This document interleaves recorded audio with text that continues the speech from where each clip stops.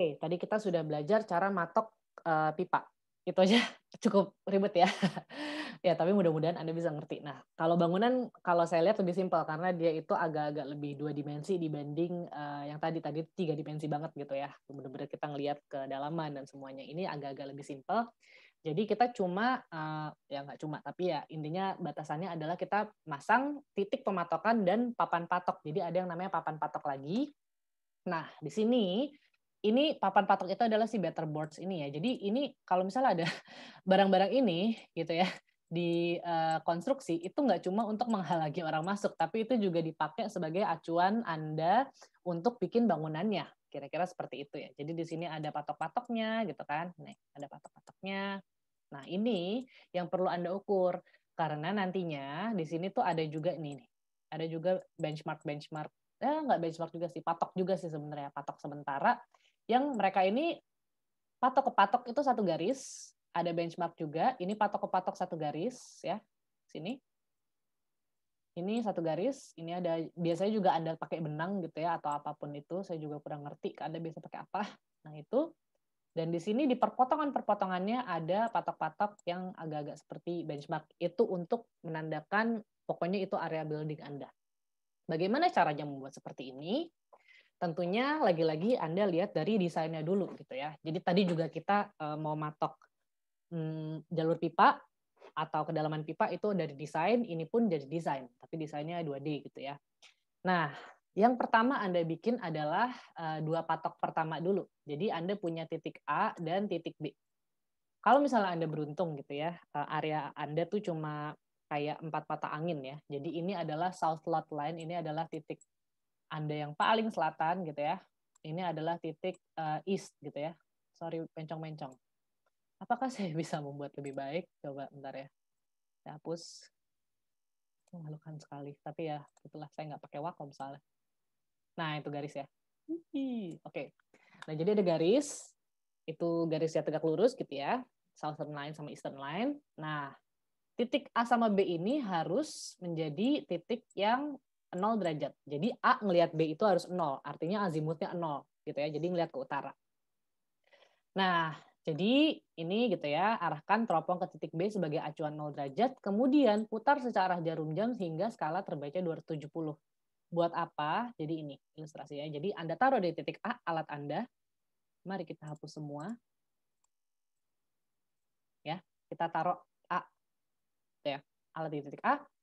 Nembak ke B itu harus 0 derajat. Oke, ini harus 0 derajat. Oke, ini adalah 0 derajat Anda, acuan. Lalu Anda putar sebanyak ini, 270 derajat, agar Anda mendapatkan langsung siku-siku gitu ya. Kayak dia tuh ada ini ya, di sini, perpendicular. Lalu dia itu langsung nembak, dia adalah masang patok titik C dan titik D, itu adalah di sini ya. Dan Anda juga pasang patok 1 dan 2.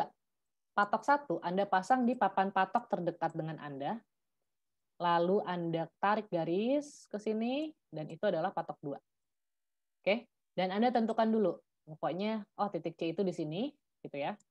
Titik D di sini. Dan setiap ini biasanya Anda pakai nggak cuma sudut, tapi catat ukuran jaraknya berapa, gitu ya. Dan selanjutnya, lakukan hal yang sama pada langkah 2 gitu ya. Jadi diriin alat, tapi sekarang diriin alatnya di titik B. Ya. Oke.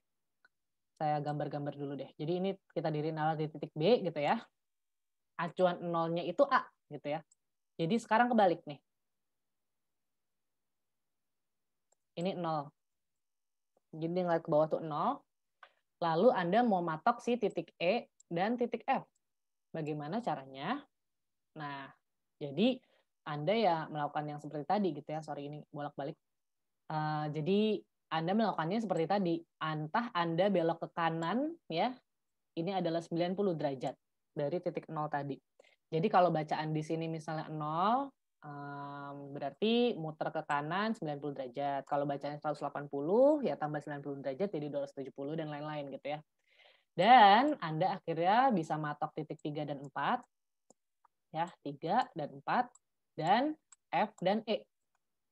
Oke. Jadi semuanya bisa terpatok.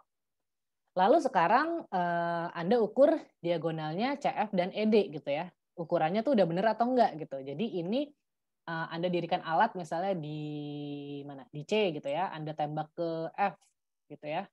Nah, itu tuh jaraknya udah bener sesuai hitungan desain atau tidak gitu. Nah, kalau misalnya kurang, nah itu geser-geser patoknya sampai bener-bener oh beneran di situ gitu ya. Itu juga Anda lakukan di D dan E gitu ya. Apakah diagonalnya itu sudah sesuai dengan hitungan Anda gitu ya. Jadi kan Anda tahu jaraknya berapa di sini dan Anda juga tahu jarak sini berapa, tinggal hitung diagonalnya berapa, dipindahin lah ke sana. Entah mau pakai pita ukur atau Anda pakai alat gitu ya. Nah, selanjutnya sekarang Anda diriin alat di titik E gitu ya. Di sini kita hapus semua atau nggak usah dihapus ya, biar kelihatan. Di titik E untuk matok paku di papan patok 5, 6, 7, 8. Jadi kalau di titik E Anda bisa kebayang ya, Anda matok di sini. Oke. Terus habis itu oke, tadi saya mastiin saya recording. Dan selanjutnya Anda patok lagi titik 6, itu dari titik E gitu ya. Jadi pastikan dia itu 180 derajat. Dan dari titik F, Anda matok tentunya titik 7 dan titik 8. Udah deh gitu ya. Lalu sekarang bidik yang titik B sebagai acuan 0 gitu ya. Kemudian putar teropong searah jarum jam ke 90, lalu ya itu adalah yang tadi saya lakukan sebenarnya ya. Jadi dari sini titik B, nah 90 derajatnya ke sini dapat patok 6, kalau misalnya 270 dapat patok 5 dan ya itu ya. Dan intinya lakukan pematokan-pematokan lain dengan cara seperti itu. Jadi kita bisa lihat bahwa bangunan di sini itu nggak cuma kotak ya, ada bentuk kayak huruf T-nya di sini. Nah, itulah kenapa Anda butuh tambahan-tambahan papan patok lain, gitu ya. Jadi bisa kebayang berarti dari sini jaraknya di sini berapa berhentinya, gitu kan? Terus habis itu Anda matok ke sini jaraknya berapa berhentinya. Nah, di sini Anda lihat gitu ya. Lalu Anda titik berdiri di sini, matok yang ini, matok yang sana. Jadi intinya sih seperti itu, memastikan bahwa semuanya itu, karena semuanya ini kan siku-siku ya, jadi semuanya itu 90 derajat. Oke? Memastikan semuanya itu benar-benar seperti itu, nggak ada yang mencong-mencong, nggak ada yang lebih, nggak ada yang kurang. Lebih-lebih kurang dikit nggak apa-apa, cuman pada konsepnya semuanya itu adalah tegak lurus gitu ya. Lalu, bagaimana dengan bangunan yang kompleks gitu ya. Nah, bangunan yang kompleks ini sebenarnya prinsipnya sama-sama juga gitu ya. Jadi kita taruh alat kita di beberapa titik yang mau kita jadikan acuan pematokan gitu ya. Jadi misalnya sekarang alat di titik A. Ini cara nulisnya gini. Ini adalah alat berada di titik A. Informasi pertama. Informasi kedua, saat alat nembak titik O, dia ukurannya adalah 90 derajat. Alat dia pengukurannya adalah 0 derajat. Oke? Alat nembak ke titik O ini adalah 0 derajat. Itu 0 derajatnya acuannya gitu ya. Jadi walaupun di alat itu kehitungnya, tapi bisa sih alat sekarang tuh di set ini 0 pokoknya ya. Nah, ini 0, lalu dia akan mengarahkan alat itu 90 derajat ke kanan. Dan dia akan mendapatkan titik F. Ini titik F-nya. Oh ya, satu lagi yang perlu diketahui adalah ada jarak di sini ya. Ada jarak 220 feet. Ini jaraknya yang dibutuhkan gitu ya. Lalu pasanglah si patok O ini gitu misalnya. Lalu untuk F gitu ya, dia itu 90 derajat gitu ya. Lagi-lagi dengan jarak sekian 98. Kenapa? Karena ini semuanya itu sisi-sisinya 98 gitu ya, tipikal. Lalu selanjutnya G itu masih sama 90 derajat dengan jaraknya 135 karena itu beda jarak. Nah, sekarang yang agak kompleks adalah ke E. Bagaimana caranya? Ini tuh sebenarnya kita nembaknya itu berapa gitu kan. Nah, itu bisa Anda gunakan apa namanya? Ini itu kan seperti ini gitu ya.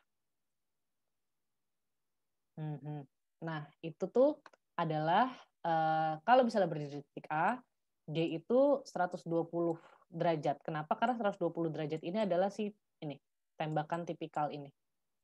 Ini ya. Jadi bisa dilihat garisnya itu ya sebenarnya sama ke sini. Oke, itu 120. Kalau ke sini itu 150 gitu kan, ke sini itu 180 karena dia sama, dan ini adalah ya sebaliknya gitu ya. Kalau ini adalah 120 gitu ya, dia ini 120, lalu ya ditambah 180, jadinya dia itu 210. Anda lakukan hal yang sama pada titik O. Titik O kita kasih warna lain gitu ya. Lalu 0 derajatnya tapi ke A. Dan ini agak unik. Dia itu sebenarnya harusnya minus nih semuanya nih. Karena untuk 90 itu 90 ke kiri ya. Jadi dia itu minus 90 gitu ya dengan jarak sekian dan lain-lain sampai akhirnya Anda mendapatkan yang terakhir itu ya 210 tadi gitu ya. Untuk nembak ke titik N. Jadi ini muter ke sana itu adalah 210 dengan jarak-jarak yang sudah direncanakan.